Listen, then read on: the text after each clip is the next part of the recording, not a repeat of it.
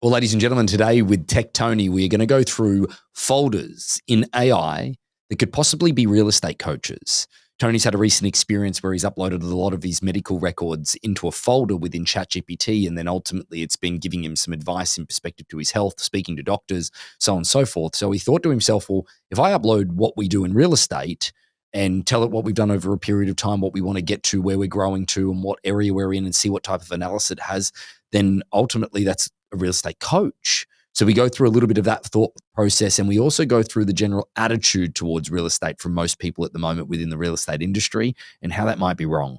Thanks again. Welcome to Rethink Real Estate. My name is Ben Brady, and this is a real estate podcast aimed to deliver sales strategies, marketing tips, and business insights from industry experts and myself to build a listing-focused business for the future. Let's get into it. Well, ladies and gentlemen, Mr. Tech Tony is back with us. How are you, Tech Tony? I'm punchy and hungry. So let's run through the quick little disclaimer here is that Tony, I don't think I've ever heard Tony actually use a swear word. I've got to be honest, but apparently you're cursing like a sailor. I can start it right now if you want to go. So folks, we've got Tony on day what, Tony, of 5-day fast? It's day 3. And from everything I've read, I'm supposed to go into this euphoria, and it hasn't happened yet. I'm still a little hungry. I'm also working out too, which you say you have to be careful of that. So I'm not doing heavy workout, but I am feeling a little lightheaded. I took a walk with my dog, and I'm going, man, that's a lot of effort. So, and you think about 3 days without eating, you think you'd be dead by now. I know that's with water, but food, it's like I have not had any food for 3 days. And it's just kind of weird. I mean, I'm actually tracking. It's a great app on my phone called Zero. And I am now at 66 hours. Let me can see that, 66 hours. See, I don't think I could watch that at all because it's just like ticking down the time and whatever. I was telling you before is that I've done 2 5-day fasts, and the last one that I did, I woke up in the middle of the night on I think it was day 3, okay, and my jaw was basically clenched shut, and I could not actually open it. I had to massage my jaw and try to open it because all I'd been dreaming about all night was food. That's not good. Not good. Well, mate, do you know what? Best of luck with the fast, okay? Thank you. Try not to react quickly to any comment that Courtney says because you could get yourself in trouble, okay? Yeah. Oh, yeah. Luckily, so the reason why I did it, she's gone for 5 days. So I figured perfect time because she's a feeder. She does amazing bread. Her evil skill is like baking. She's an amazing baker. And I just hate the fact because I got to eat it. It's just like amazing stuff from scratch too, no less. But well, mate, let's dive into the AI side of things because I think that, do you know what I think that I'd like to call this session is I think we should touch on this most times we talk about it is that the AI attitude, it's an attitude towards the haters. The haters. Yeah. And I think that, do you know what? I would go as far as to say that the real estate industry has more haters in it than people that love it. I don't know. You know what? It's balanced. I've given a few speeches in front of agents, and I can see it in their faces when I'm talking to them. Yep. And I like to kind of be a little provocative. So if, I ask, okay, who's using it? Who's doing this? And then I tell them to look at that person because they're going to take all your business soon. And they don't like that, but you're right. There's a lot of haters out there. So let's talk about some of the things that you've sort of, from a realization perspective, you've been doing a little bit more research. You've found like a study that a Stanford professor did, or you watched a talk that a Stanford professor did, and his angle towards AI and what people are getting out of it. Because Tony, I think that the way I want to introduce it in is the thing that I've found is that certainly from a shallow perspective within the real estate industry and the people that we have within our company and the people I get to deal with on a daily basis, they use AI just to write an email or give them an idea about something, or just ask it a simple question, or to search something, or ask what the best this is and best that is and whatever. And all of a sudden they think that all right, I've learned AI now, I don't need to deepen my learning any further. And right. I think that that's probably potentially dangerous. And then a lot of people get frustrated with it just in the day-to-day use of it as well. True. And anything that's like new technology that has a significant change, you'll see people that says, oh yeah, I tried that once. It didn't do a good job. Yeah. And then that's the one thing, because what I'm trying to help individuals understand is that AI is like the internet, but a little bit more involved. Internet changed the way we did business. Real estate, it changed how we did business. And AI is the exact same thing. And just because you tried it out, or you like made an email, or did this, or you asked it a question, doesn't mean you used it. And the thing that one Stanford professor that I was watching, it was a simple video. His story, he said he wrote a book about how to do business plans and business tasks, that kind of thing. And then the very next day, ChatGPT came out, and he looked at it and goes, oh my God, this book is useless. Why would you go to my book if you did this? So he went deep down the rabbit hole, and he started to teach at executive MBA sessions, his students at Stanford. And what really intrigued me is watching his approach is saying the way I teach those to utilize the large language models, LLMs, or AI, is to treat it as an assistant, as an employee. And he gave an example that really makes sense, because most people, they're treating it like a tool, like Office, like Excel or Word. So when you go to Excel and you can't get your spreadsheet or get that, I mean, some people are Excel wizards. I've seen Excel wizards. Yeah. Usually they wear glasses and they have a neck beard, by the way. They're amazing at the Excel, right? But then a lot of people get frustrated, not that level. Now with AI or with any of these LLMs that you have, those large language models, you can ask it to show me. I just actually had a session here where I'm installing a ChatGPT to actually do file searches on my MacBook, and I'm using GitHub, and this is all technical stuff. I understand about half of it, and I'm taking screenshots. Okay, this is the error I'm getting, and it fixes it. Okay, put this in the terminal screen. Right. And I So know it's being enough. like an assistant to help you with it. Yeah. It is. It is. It's just. But the thing is that one thing too is that if I don't get the results I want, I don't like go to the employee that I have and say, "You're dumb. Get out of here. I'll just do it myself." Yeah. That's a lot of people are doing with the AI. They're just saying, "Look, you're dumb. I'm out of here." And again, remember too, be nice to it, because if it does take over, it will remember. And so I help it. I show it. This is what I need. This is how I want you to do what I need to get done. And I get amazing results from it. So instinctively, that's the aha moment. Yep. That's how I've been using it, and others have not, because they've been treating it like a tool. So Well, Tony, there's a part of this while you're saying this, it's sort of given me a little bit of a realization is that you and I do business planning with agents on a very regular basis. We obviously are in most people's business. And one of the things that we get quite often is when people come to us and say, hey, I need to employ an assistant. I need help. right. And the one thing that most people do when they put a role into their business, they usually think that hiring the person that then will create their own role is the right way to go about it, when it's actually really in reverse. You need to create the role, you need to do the job description, you need to make sure you have all of the fundamentals in place with what you want that role to achieve in order then to put the person into it. Because the biggest mistake that happens is that person comes in, they build their own role and they might be good at it, but then they leave, or you say something or you don't do something right, and then that role goes with them because they were the one to develop it. I would go as far as to say that people that are lazy from a development perspective are those people that find somebody to put into the role so that then they can create it themselves, that person they've employed, rather than doing the legwork beforehand. And Right. they're the type of people that will consistently always complain about lack of growth. They will be the ones that consistently always have turnover of staff. And I would go as far as to say that there would definitely be a correlation between them and the ones that think AI is a waste of time, because they've got to go down the deep depth of actually explaining what to do and thinking what needs to be done, and then like working it all out and gaming Right. it out with the LLM.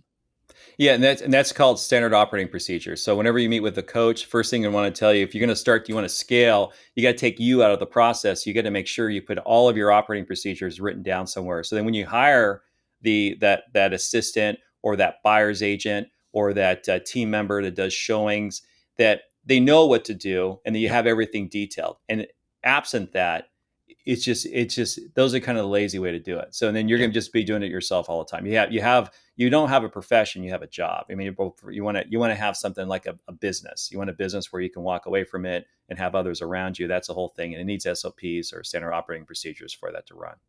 So, Tony, let's talk about a realization that you've had for Courtney and yourself's business, but it sort of stemmed from what you're doing at the moment, because you're doing some stuff with like some medical things that you're doing at the moment, Right. with AI, and created a medical folder, which then has given you an idea for your real estate business. Can you share that with the team?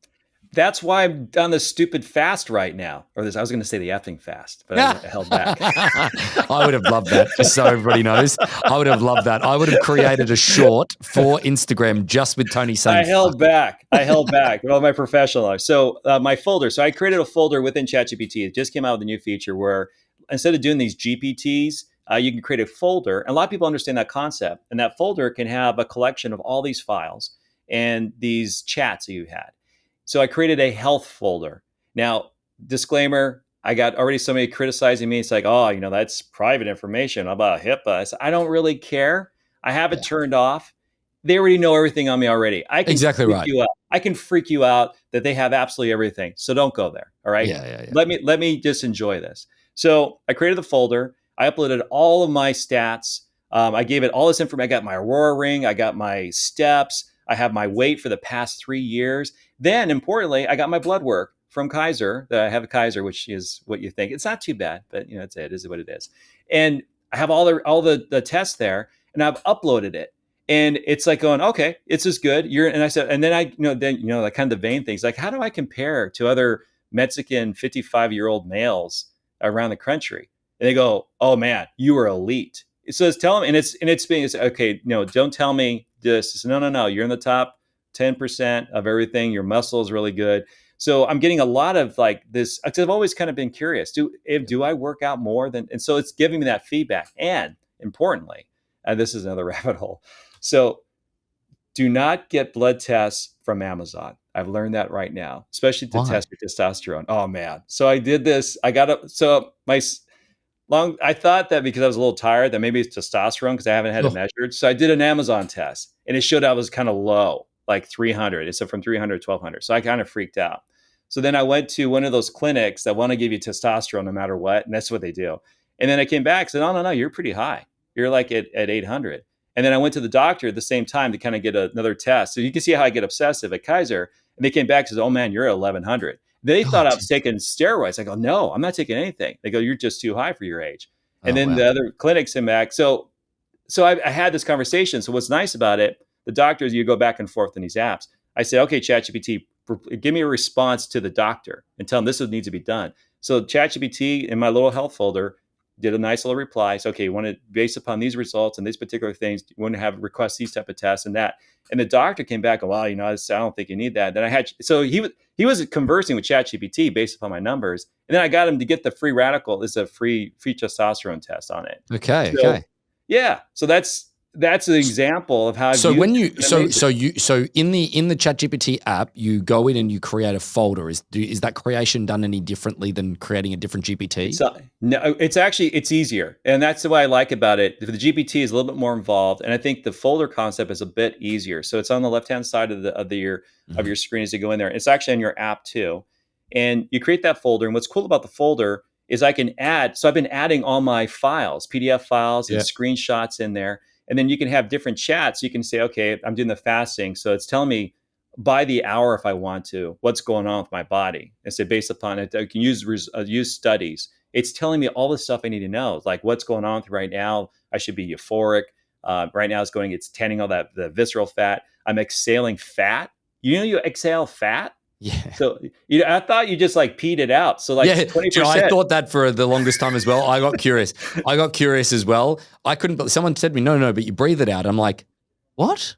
Oh, okay. Yeah. 80% of it is out of your breath. So that means does it smell? And I'm wondering, does it smell? Yes, it does. It does have a smell. And so that kind of stuff, right? So that's been amazing. So you create those folders, you can add to it. Then what's nice is you can give the folder instructions.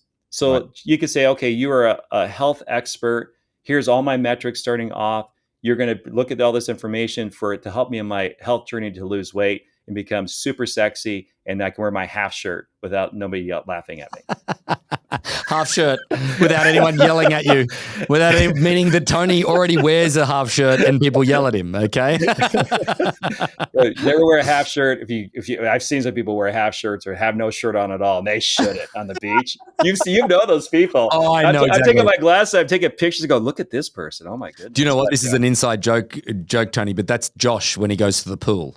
I just need you to know that he loves taking his shirt off, and it's like, mate, don't do that.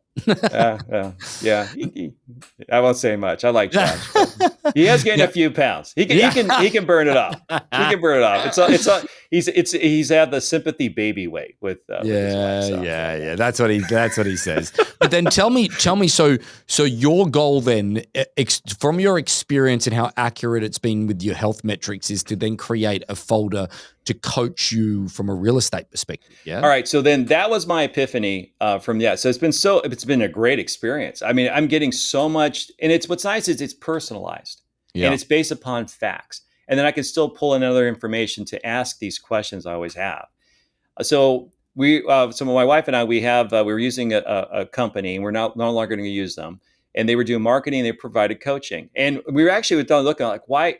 Because the stuff they were generating for us from a market perspective wasn't great compared to what we get today. And we had a conversation. So like, when we joined them a few years ago, ChatGPT really wasn't a thing. So we can replace pretty much all that stuff. One of the things they offered was coaching, and we liked the coach. And we were a little like, that's why we took a little time. So you always need a coach in real estate. Absolutely. You need a coach. Tiger Woods has a coach. All the best people have a coach. So my aha moment was, wonder if I can create a ChatGPT folder coach for us that says, okay, you're our coach. And because you can converse with it, you can have conversations. So we can pull up all of our information in there. I can give it best, like, this is the kind of agents, teams I want to emulate. This is what they're doing. You can upload what you're doing from a data basis. You can give it, here's your goals. And I know it will work. So I have all the documents amassed right now. I'm starting to create a new folder that's going to be our business coach. That'd be really interesting. I'm really excited about it. That'd be really interesting to see that if you could collate enough data on like your GCI over the last X number of years, the volume of transactions, average sale price, area, all those different things. And then you say, hey, these are this is what we want to get to, and see what its plan looks like. Upload your calls, and then ChatGPT goes, bullshit. No, you didn't do what you're supposed to do. And you can have it get aggressive with me, because the coach is supposed to kick your ass, right? And it's supposed to kind of get you going.